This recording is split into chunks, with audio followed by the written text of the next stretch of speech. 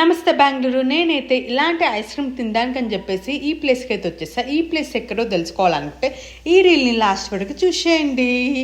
నేనైతే నా ఐస్ క్రీమ్తో పాటు నాకు నచ్చిన మసాలా దోశ వేడిగా ఈవినింగ్ టైంలో భలే ఉంటుంది కదా, దద్దోజనం, అలాగే పాపడం. తెలుగు వాళ్ళకి పాపడం అంటే చాలా ఫేవరెట్. ఈ ప్లేస్ ఎక్కడో కాదు, హౌస్ ఆఫ్ ఆంధ్ర అనమాట. ఫుడ్ ఐటమ్స్ అన్ని కూడా భలేగా డిస్ప్లే చేశారు. కానీ కాస్ట్ అయితే చాలా ఎక్కువగా ఉంది. ఎందుకంటే దద్దోజనం కాస్ట్ నాకు ఆల్మోస్ట్ 169 రూపీస్ పడింది.